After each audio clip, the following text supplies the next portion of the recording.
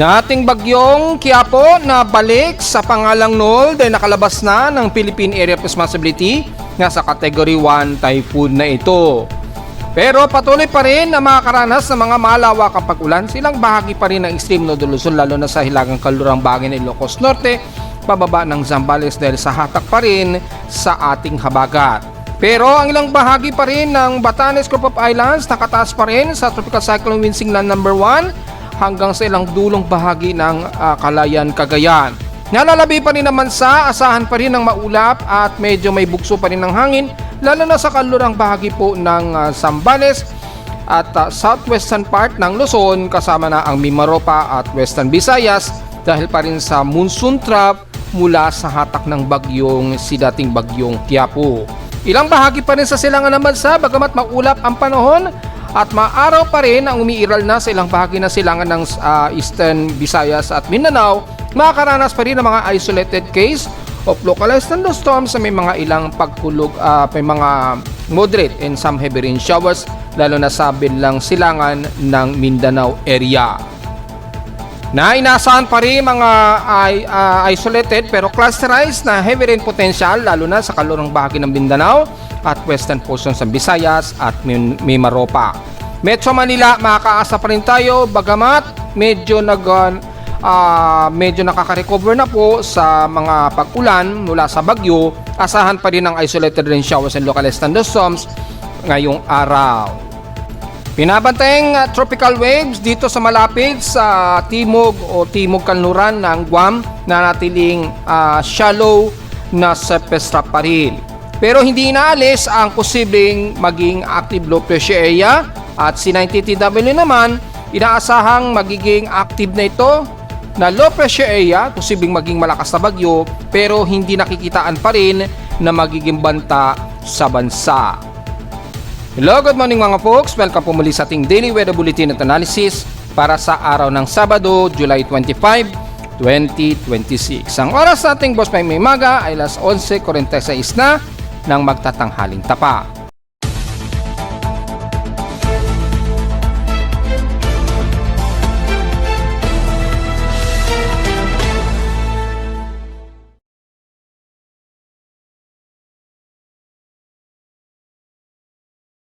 Well, medyo improved condition na po sa Metro Manila, although makakaranas pa rin tayo ng localized thunderstorms at ilang bugso pa rin ang hangin dahil sa patuloy pa rin ang paghatak ng ating southwest monsoon dito sa kanlurang bahagi ng Luzon, kasabay ng paglayo nitong si dating bagyong Quiapo na nakalabas na po ng Philippine Area of Responsibility kaninang madaling araw pa actually.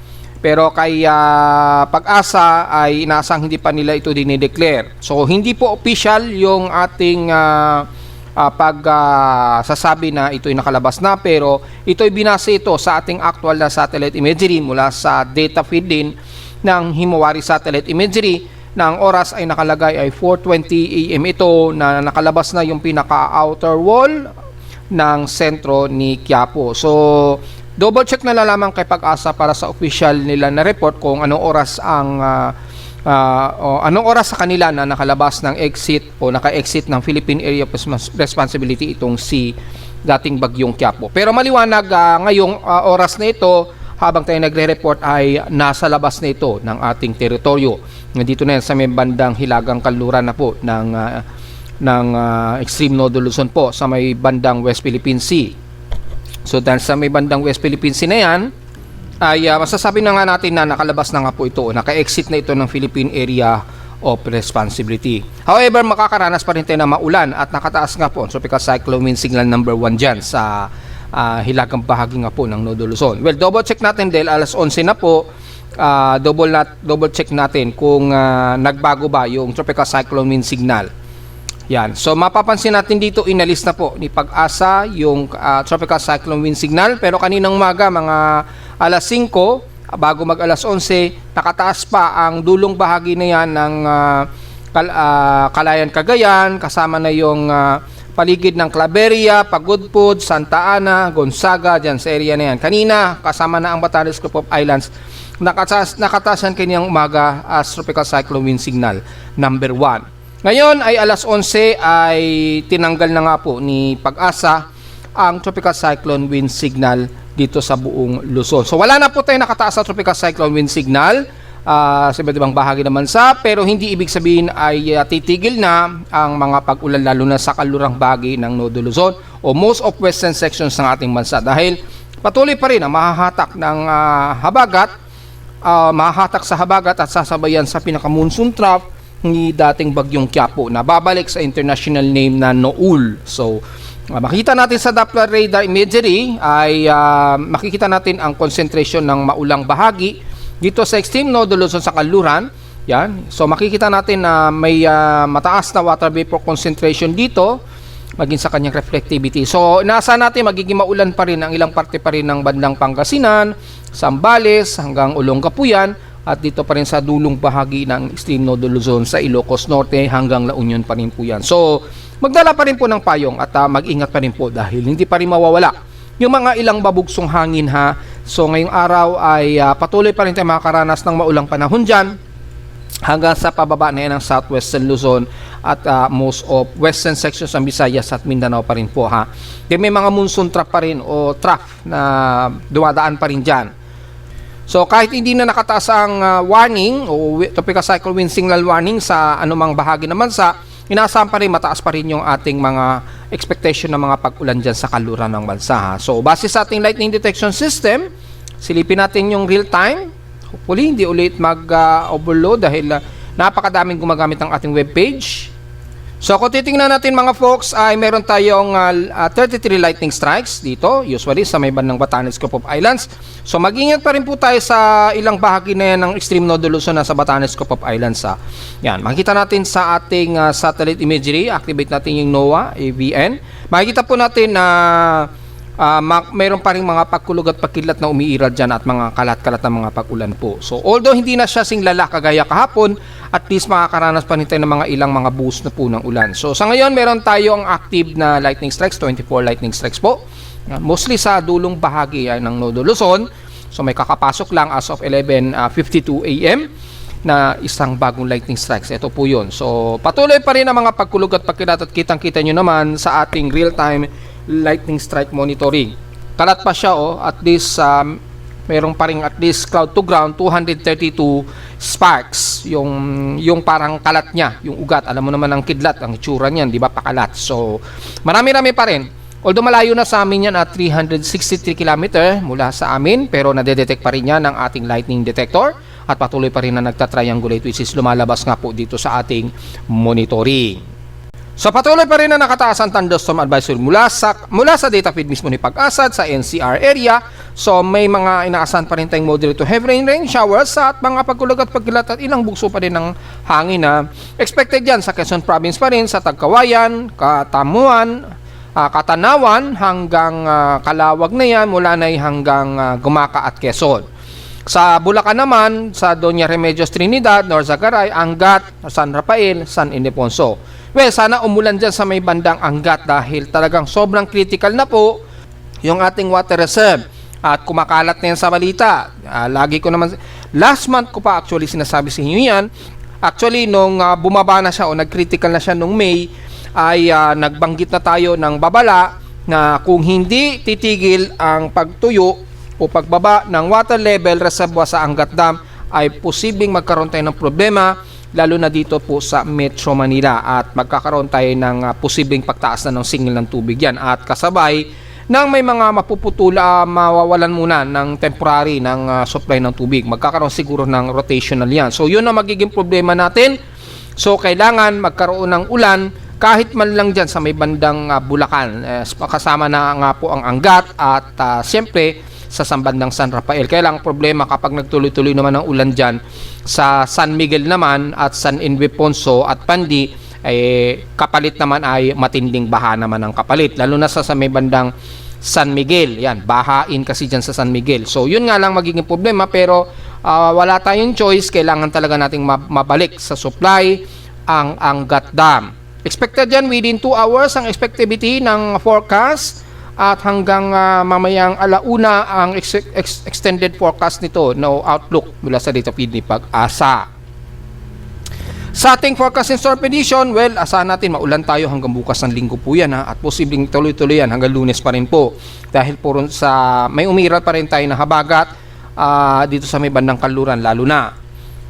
Sa ating current conditions, overcast tayo, gloomy haze at overcast po tayo ngayon. So medyo mabugso ang hangin natin. Meron pa rin tayong pumipitik na at least 18 kilometers per hour. So yung mostly ang lakas ng maximum sustained wind namin at least to 24 at bugso at least 48 to 50 kilometers per hour. Sa lowest temperature na naitala na kay weather station kaninang 3:20 AM, pinakamababa na ang 24.6 degrees Celsius. Pero kahapon ay nasa 30.4 degrees Celsius lang. Well, maghapon kasing makulimlim, so very obvious. At kahapon yan at tanghaling tapat actually at 12:39 PM. So mababa ang ating heat index. Kung titignan natin dito ay nasa 39.9 degrees Celsius lamang, so wala tayong magiging problema. So expected din wala muna tayong magiging report para sa heat index ngayong araw dahil mula kahapon tuloy-tuloy ang mga naging pag-ulan. Pero kung titingnan natin sa PH Extremes in past 24 hours, nangunguna ang hinatuan sa may pinakamainit nuna na temperatura at 34.8 degrees Celsius. At sa lowest naman sa Baguio ay 17.2 degrees Celsius, almost stationary lang sa 17 degrees. At sa Inulan ang Lawag ay grabe, Lawag, Ilocos Norte, grabe ang naging pag-ulan sa kanila at 300 millimeters na total rainfall daw ang inabot. Ayun grabe.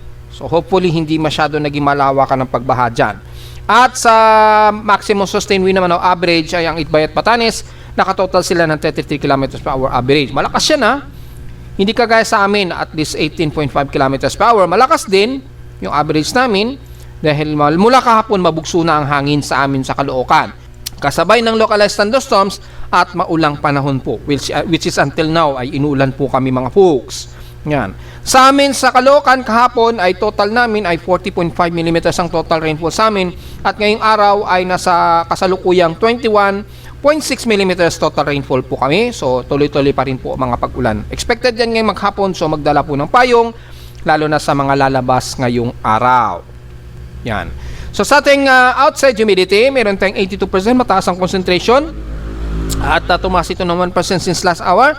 At nasa 1,005 hectopascals na po, unti-unti na pong tumataas yung ating barometric reading. So maliwanag po yan na lumalayo na unti-unti ang bagyo. So sa ating air quality, so may concentration tayo ng air quality at 54 index. So magmas po tayo sa mga sensitibong mga baga. Double check natin kung functional lang ating air quality dahil ilang beses nagkakaroon ng DDoS attacks yung ating webpage at nagkakaroon ng delay dahil sa DDoS attacks na yun. Ewan natin bakit paboritong ating website na inaatake ng DDoS attacks. Buti na lang meron na tayong protection mula sa Cloudflare. Pinoprotektahan, so mananawa din yung DDoS na yan dahil binablock yan ng Cloudflare. Hindi yan kayang mabypass. At so far, ang ating air quality, normal naman. At sa maghapon ay ayan, nagkaroon ng putol-putol na signal reception. So wala po tayong magagawa dyan. Yan, madalas pong nagkakaroon ng putol-putol. Pero patuloy pa rin ang detection. Mapapansin natin, nagkaroon siya ng peak mataas. Anong oras ito? Mga madaling araw pa Yan, nagkakaroon ng putol-putol ng signal. So wala tayong magagawa dyan mga folks. Pero patuloy pa rin ang detection, yung total computation. Kaya naman makompute ng ating air quality chart dahil kaya po niya makompute within 7 days at yung average po niyan sa loob ng 24 oras. So, yan. Ito po yung outside humidity. Oy, mukhang hindi gumagana yung ating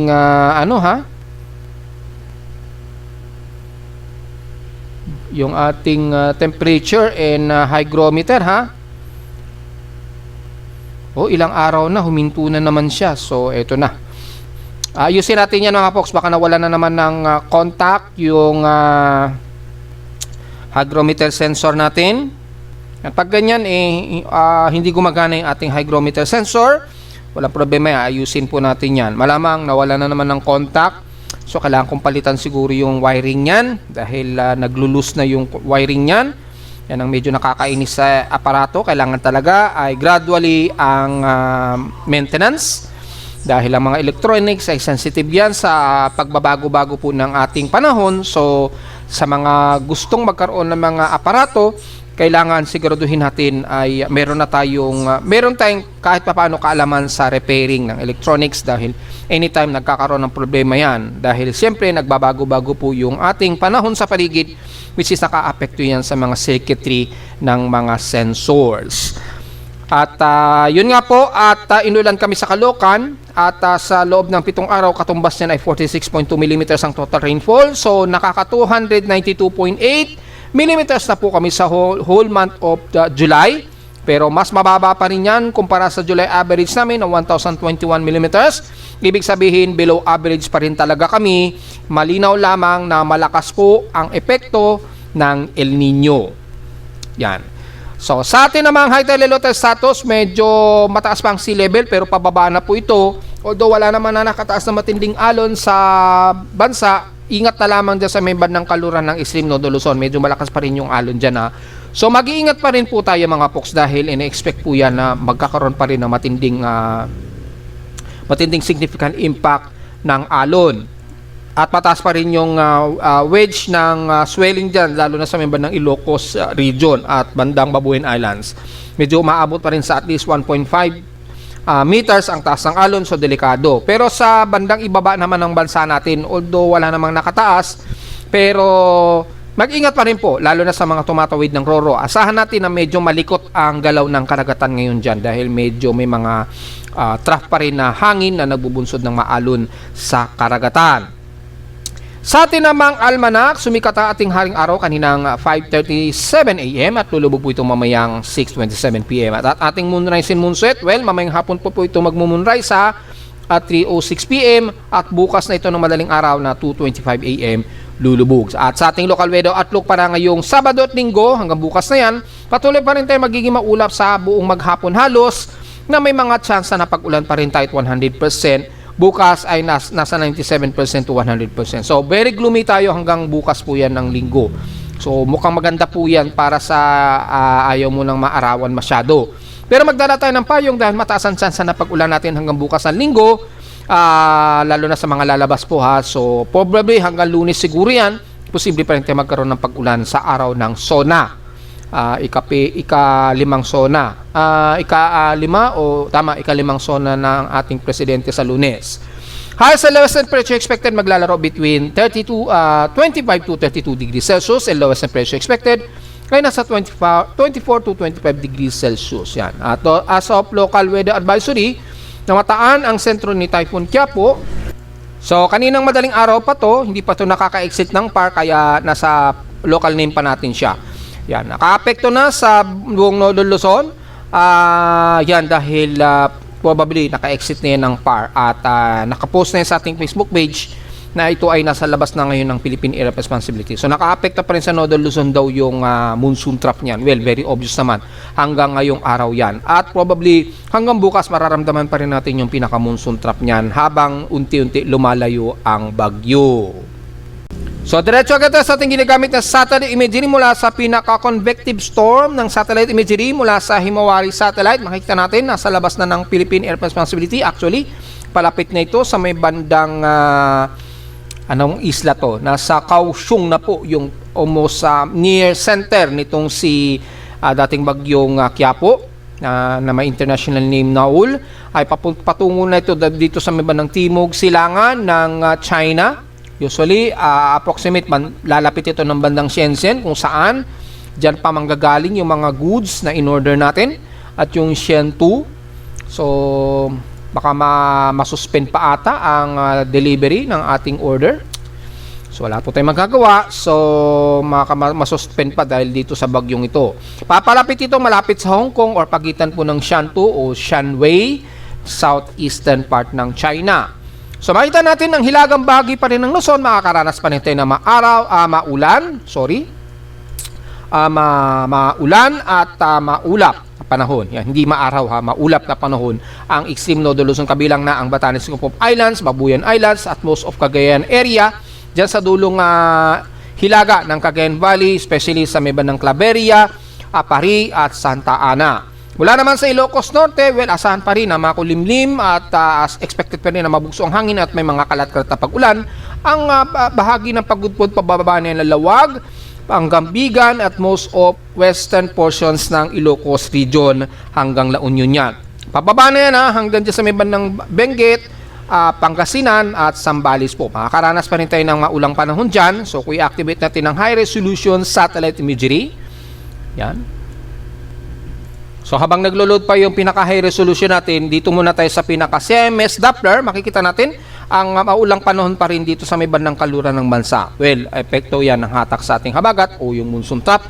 Magkakaroon pa rin tayo ng pag-ulan mula dyan sa bahagi ng kaluran ng Luzon, southwestern Luzon, especially Mimaropa, western portions ng Visayas at Mindanao area. At may mga surface trap din nag-extend dito sa may bandang eastern part ng Mindanao na kung saan nakikita po na may mga ilang moderate rain showers na dito na umiiral ngayon sa may bandang eastern section ng Mindanao, kasama na ang bandang Davao de Oro or bandang dito sa may bandang pagitan ng Calaga o Hinatuan area. So magdala pa rin po ng payong mga folks at hintayin natin mag-load yung pinaka-satellite imagery. So the rest ng silangan parte ng Northern Luzon, makakaranas tayo ng maulap na himpapurin, pero at least dito medyo nakakasilip na yung haring araw dito sa parte ng Isabela. Although patuloy pa rin na sa maghapon magiging makulimlim pa rin tayo at maulap na panahon. Expected pa rin ng mga isolated rain showers and localized thunderstorms. Pababa na yun ng Central Luzon, Pampanga, Bulacan, kasama pa rin ang Metro Manila at most of Calabarzon area. Siyempre, hindi pa rin maiwasan ang mga maulap na himpapurin sa may bandang Bicol region mula Quezon Province. So, pati ang Laguna magiging makulimlim tayo at medyo makakaranas pa rin tayo ng mga isolated rain showers and localized thunderstorms ngayong araw. So, kasama na ang most of Camarines Norte hanggang dito sa boundary ng Naga ay makakaranas ng mas maulap na himpapurin na may isolated case of rain showers and localized thunderstorms. Pero siyempre, magiging maulap pa rin o makulimlim ang ilang bahagi pa rin ng Camarines Sur, Catanduanes, Sorsogon at Legazpi. Isolated rain showers pa rin ang nakairal dyan at may mga posibleng localized thunderstorms pa rin at may mga mapagkulog at pagkidlat and the rest of southern Luzon. Mapapansin natin mataas pa rin ang heavy rain potential kung i-activate natin ang heavy rain potential dito sa bahagi po ng Mimaropa area. So kasama na ang Mindoro, mas maulap at maulan pa rin ang aasahan natin. Kabilang na ang buong Palawan area, ayan. At least light to moderate and some clusterized heavy rain showers mula Coron, Palawan at ilang parte ng Puerto Princesa.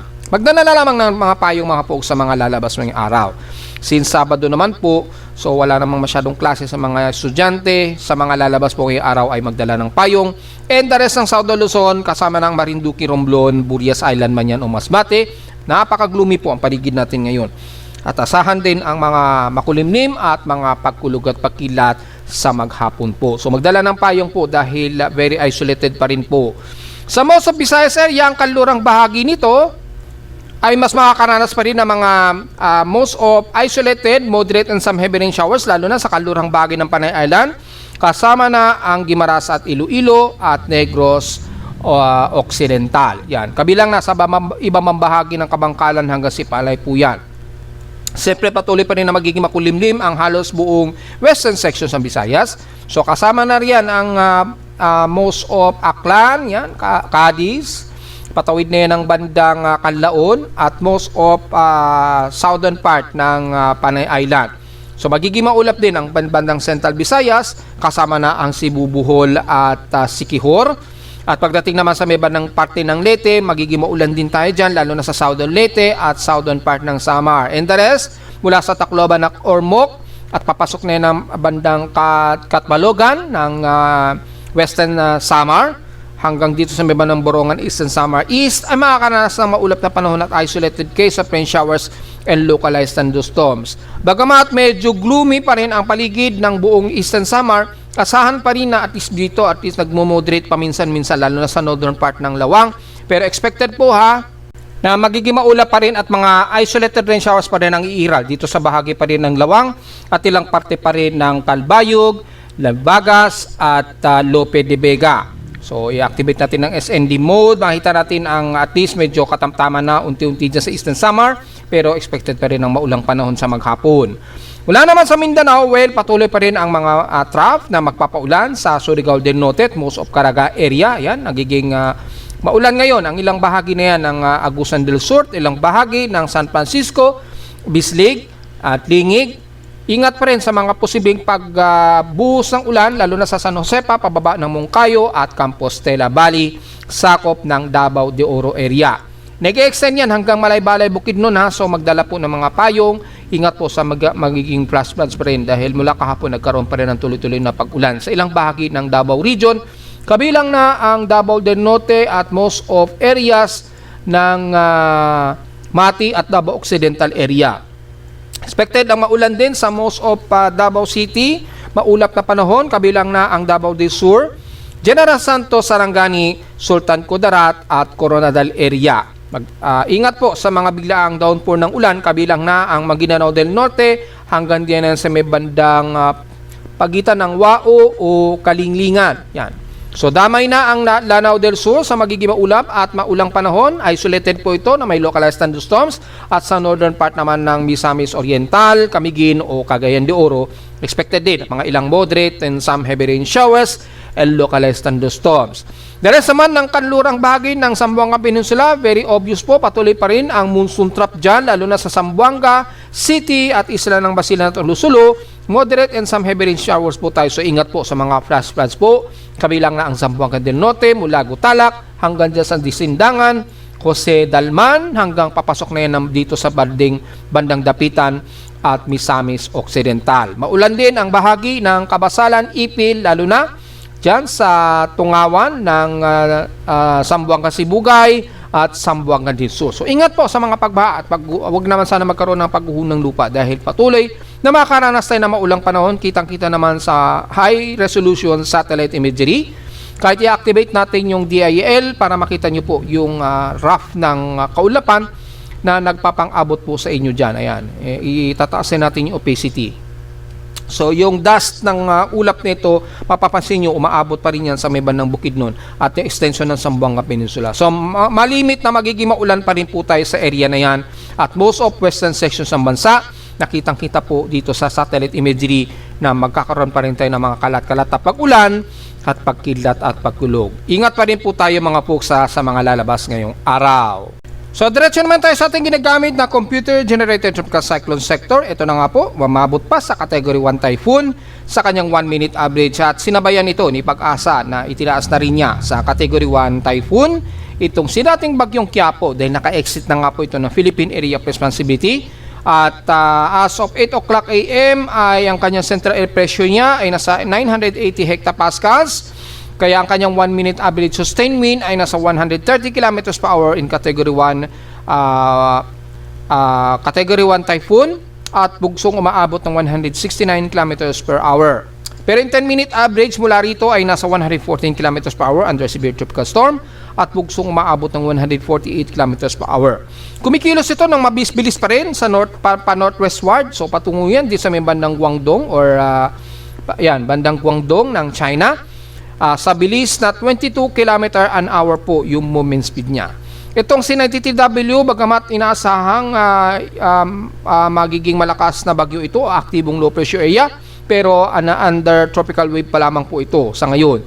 Although hindi ito nakikitaan sa ngayon ng banta sa bansa, so wala tayong masyadong problema muna para sa status nitong C-93W. Yan, so medyo alanganin pa o hindi pa masyado ganun ka-aggressive na magiging banta muna ito sa bansa. Yan. Medyo dumadaos-dos pa siya, medyo dumadaos-dos pa yung pagkilos niya. Yan. Medyo nag-refresh po yung data.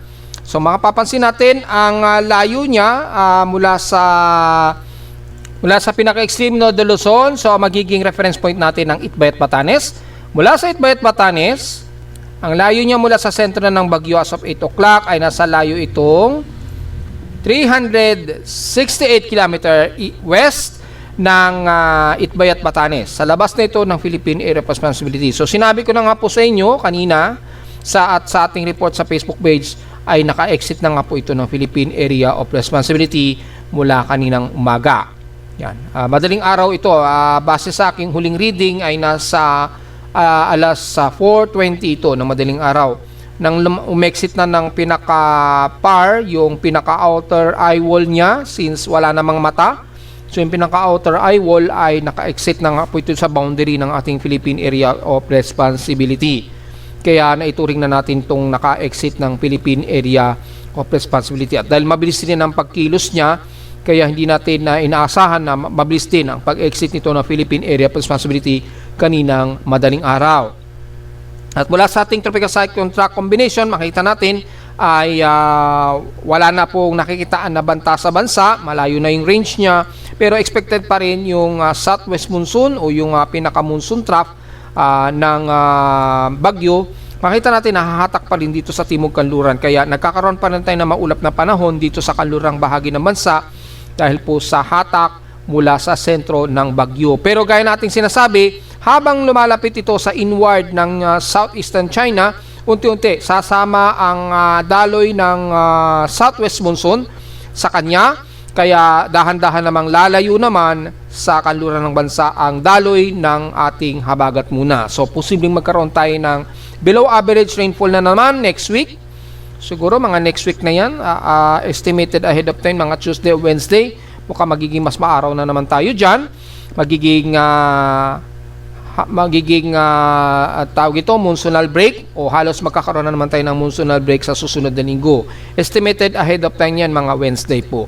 Sa ngayon ay dahil patuloy pa rin o medyo malapit pa rin yung range nito sa bandang kanluran ng Nodo Luzon, malapit pa rin na nahahatak ang monsoon trough dito na nagbubunsod po ng maulan panahon sa most of western sections ng bansa natin. Pero tinuring ko na itong huling report ko sa ating Facebook page dahil ito ay nakalabas o naka-exit na ng Philippine Area of Responsibility. Since final na po yung track nito, hindi na nagbago yung mga forecast track ng mga iba't ibang weather agencies. Kung titingnan naman natin, yan, maging sa Japan Meteorological Agency, ganito yung track trajectory niya. So maaring maglandfall ito sa may bandang Haoding, China. Halos malapit ito sa Hong Kong o halos sa paligid ng Hong Kong. Then Huzui, paano babasahin to? Huizhou, yan, parang Huizhou. Ito tatawid itong sentro ni Naul o dating bagyong Quiapo. So under typhoon category daw siya, yan, base dito. So magsi-severe tropical storm to upon landfall dito sa may bandang southeastern part ng China. So magiging ganito pa yung trajectory niya bago ito mag-low pressure area sa kalagitnaan ng malaking landmass ng China sa susunod na linggo. So yan po yung pinaka-forecast track niya. So mula kagabi ay tumawid ito ng Camiguin. Naglandfall ito ng Camiguin, then dumaan ito ng baybayin ng Babuyan Island sa Dalupiri Island hanggang sa naka-exit na ito dito sa may hilagang kanluran ng Ilocos Norte. So yan po yung naging trajectory niya. Ganon din ang ipinapakita kay Pag-asa kung do-double check natin sa trajectory ni Pag-asa. So makita natin dito is ganon din ang trajectory niya. Nagdalupiri Island din siya, and then dumaan din ng baybay ng Babuyan Island, so bandang Kalayan, Cagayan po, or Dalupiri Island. So nagkamigin muna ito, naglandfall ito sa may bandang Camiguin Island, and then umexit na ito dito, actually dito mga malinaw yan, mga bandang alas 4 nga ito naka-exit ng Philippine Area of Responsibility, and then 8 o'clock nandito na yan sa may bandang malapit sa Kaohsiung ng China. Yan. So, yun po yung trajectory niya, at gaya natin sinasabi, once na naka-exit ito ng PAR, yan na po yung magiging huling report natin sa daily report o analysis natin para sa dating bagyong Quiapo. At wala nang masyadong banta ito sa bansa, so wala na tayong dapat alalahanin. May mga maulan na lamang tayo sa may bandang kaluran ng bansa dahil pa rin sa hatak sa habagat natin. So, ito po yung pinaka-floating satellite. So, medyo improve pa rin ang kanyang circulation. Medyo nakikitaan pa rin ito ng central eye wall, at ito po yung pinaka-intensity forecast. So sa loob ng 24 oras o susunod na 24 oras daw ay mananatili pa rin ito as category 1 typhoon. Yan, and then within or next 24 hours magsi-severe tropical storm na rin ito. So posibleng mag-severe tropical storm kaagad ito bago mag-landfall ng southeastern ng China. Pero hindi na natin concern yan. Pero yung mga Pilipino sa Hong Kong, maghanda-handa pa rin po tayo dahil malakas-lakas pa rin ang impact niyan. At posibleng umabot sa Tropical Cyclone Wind Signal number 3 ang mararanasan ninyo sa paligid ng Shanwei o Hong Kong. Siguro by bukas po yan ng umaga. Estimated ahead of 10 yan or madaling araw, mararamdaman na ninyo sa Hong Kong ang hagupit ni dating bagyong Qiapo. So yun lamang po ang magiging paalala natin sa mga kababayan natin na nagtatrabaho sa Hong Kong. So ito naman yung track ni Japan Meteorological Agency. Maraming gumagamit ng ating website, so medyo heavy ang ating load ng ating webpage. Sobrang dami. Yan. So ito po yung data feed ng Joint Typhoon Weather Center. So naka-typhoon category na rin siya. So malaki ang magiging significant impact dito sa paligid nito ng Shanwei o malapit sa Hong Kong. So maghanda-handa pa rin po yung mga kababayan natin sa Hong Kong, ha. Yan, malawak po yung quadrant habang lumalapit ito dito sa may bandang Hong Kong. Yan. Ingat pa rin po tayo at wala na masyadong banta sa bansa. So diyan na lamang po na maka-epekto, and then rapidly hihina din kaagad dito upon inward dito sa may bandang China, sa malaking kalupaan ng China. Starting yan siguro mga bukas pa. Yan. Yun po yung inaasahan natin na magiging trajectory ng bagyo, and so far ay yun pa lamang yung ating aktibo na bagyo na dumaan sa loob ng Philippine Area of Responsibility. Itong C93W patuloy pa rin ang medyo nagkakaroon pa rin ng upward low, although disorganized pa rin. Pero inaasahan natin na magiging active low pressure area pa rin po yung C93W sa loob ng 48-hour period. Pero napakalayo pa rin kasi niya. Yan, napakalayo pa rin niya. Nasa may bandang Marshall Islands pa rin talaga siya.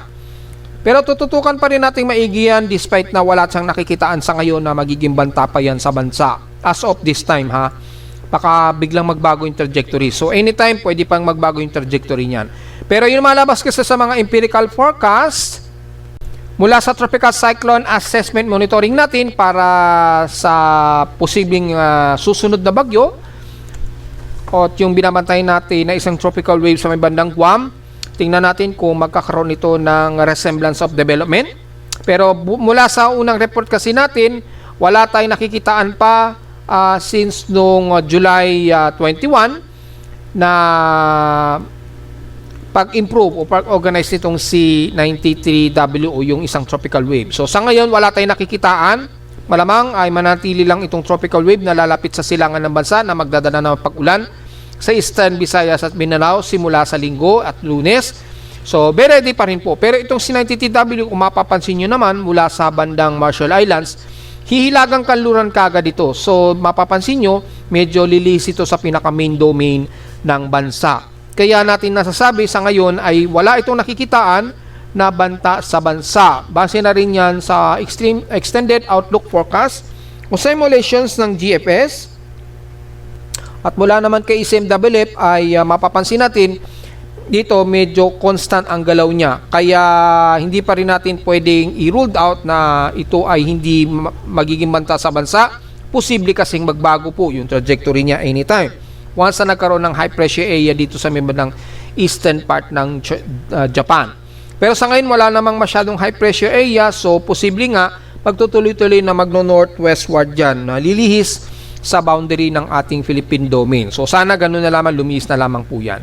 Wala naman sa AI ensemble ay makikita natin itong C93W.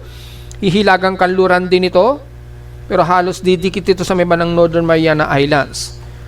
Yan. Dito halos hindi rin nakikitaan for the meantime na magiging banta ito sa bansa. Pero halos mukhang didikit pa ito sa may bandang Northern Mariana Islands. According dito sa AI ensembles nitong kay 93W. Ito yung tropical wave. So mukhang hindi naman nagkakaroon ng succession yung tropical wave na lalapit sa silangan ng bansa na magdadala lamang ng mga pag-ulan. So mukhang hindi naman gano'n na nakikitaan na magiging banta itong C93W sa ngayon, pero tututukan natin maigi o babantayan pa rin natin yung behavior niyang C93W, mga folks. At wala naman sa ating global spectral model, ito yung isang tropical wave, so medyo shallow lang. Ito namang si dating bagyong Qiapo, habang lumalayo ito by July 27, unti-unti naman medyo kakalma na naman yung daloy ng abagat dito sa bandang kanluran. Siguro mga huling linggo ng July bago mag-atrenta. So starting July 28, so mga Tuesday ay mukhang magkakaroon na naman tayo ng medyo pamamahinga ng habagat o monsoon break. Yan. Kasi medyo lalayo nga po yung daloy na naman ng habagat dito sa kanluran ng bansa. So mukhang magiging maaraw na naman tayo sa darating na siguro mga Martes. Sa darating na Martes, itong darating na week ay mukhang magiging maaraw at malinsangan na naman tayo. Yan. Pero sa may bandang Mindanao, mukhang magiging maulan pa rin tayo dahil merong inflow dyan ng trough na magpapaulan silang bahagi ng Davao region po next week po. So yun po, at malino naman po dito at mula sa mean sea level pressure, yung tropical wave na binamantay natin mukhang hindi naman magsasucceed, pero itong si 90TW ay halos hilagang kanluran na kaagad dito. At mukhang tutumbukin nga dito sa may bandang Northern Mariana Islands at mukhang hindi nakikitaan sa ngayon na ito ay papasok ng Philippine Area Responsibility. So, obserban pa rin natin siya ha mga folks. Yan. Kasi anytime posibleng magbago yung trajectory niya habang malayo. Kaya hindi pa rin natin niruled out yan. Sa strike probability naman, mapapansin natin, ito po yung tropical wave na sinasabi natin. Mataas ang probability niya at 40 to 50%. So, posible pa rin itong magkaroon ng organized development. Pero sa actual satellite imagery kasi halos hindi naman ito nag-succeed. So, tingnan po natin. Ito yung si 93W. Ito, magiging malakas na bagyo rin talaga ito. Pero sa ngayon, tila bandang Guam ito tutumbok and then magno-northwestward ito dito. So, tingnan natin ha. Masyado pang malayo yung itong si 90TW. Pero hindi pa nga natin ni-ruled out na maaaring magbago yung trajectory yan. Baka posible pa itong mas lumapit dito sa may bandang hilagang silangan ng Northern Luzon siguro. Well, bantayin po muna natin at hindi muna tayo mag-speculate na iyan ay magiging banta sa bansa. Samantala sa ulat lindol, well, wala naman tayong na-detect na malakas-lakas sa pagyanig ngayon so far. Mayroon lang seismic noise tayong na-detect mula kagabi at kahapon dahil sa dumaan yung bagyo malapit dyan sa bandang Cagayan Valley kahapon. So ngayon medyo lumalayo na yung bagyo, so medyo nagiging stable uli yung detection, pero wala naman tayo na-detect na malakas na pagyanig. Mula sa data feed naman ay PBOX ngayong hapon at mula kanina madaling araw so far, mayroon tayong isang magnitude 4 na na-detect as of 3:06 AM. Diyan pa rin yan sa Sarangani na naman, yung continuous aftershocks. Yan, naganap ito kaninang 3:06 AM na may magnitude 4.7, mababaw ito, so at least intensity 2 ang naramdaman sa Sarangani, although malayo naman ito masyado sa may bandang isla ng Sarangani. So meron tayong maraming aftershocks na naman sa paligid ng General Santos. Meron tayong total na 20 clustered earthquake pa rin dyan. Sa patuloy ang clustered earthquakes at dumadami rin yung mga pagyayinig na naman sa may bandang Ilocos region ha. So ingat po tayo mga folks, meron tayong 4 dyan ngayong araw. So total earthquakes natin ngayong araw, hanggang sa kasalukuyan nagre-report tayo, meron tayong 71 earthquakes between magnitude 1 po yan starting. So, medyo marami-rami na rin kaagad po. So, marami pa rin sa may bandang paligid ng General Santos. Sa paligid, diretso agad tayo sa ating historical earthquake data. Sa total earthquakes ng month of July, makikita natin ang total earthquakes natin ngayon nasa 1,701 na po. 1,624 dito sa magnitude 2.0 pataas. 64 sa magnitude 4, 10 magnitude 5 at 3 magnitude 6.0. So halos magto 2,000 na halos yung total earthquake natin for the month of July. So anong linggo pa ba? So may mga 1 week pa tayo bago magpalit ang month. So mukhang aabot pa ito sa 2,000 total earthquakes bago matapos ang month of July. So mukhang maraming aggressive earthquakes tayo. Especially dito sa bahagi pa rin ng General Santos. Sa paligid ng General Santos, so mag-iingat pa rin po tayo. At siyempre, wag natin babaliwalain yung mga pagyayinig sa may bandang Bolinao, Pangasinan na may 100 earthquakes dyan na total so far.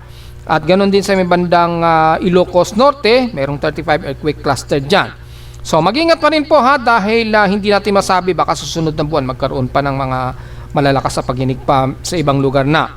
At least mapaghandaan natin just in case po. At patuloy pa rin na mag-iingat tayo lalo na't mga pag-ulan sa may bandang Sorcia din kasama ng General Santos para sa mga posibleng paghuhon ng lupa. Mag-ingat po tayo dahil napakalambot at expected ang mga landslides dyan dahil nga po sa nagkaroon nga po tayo ng sunod-sunod na pagyayinig dyan sa paligid ng General Santos at Sarangani. At narito naman ating 3-day weather forecast para sa araw ng Sabado, July 25. 2026.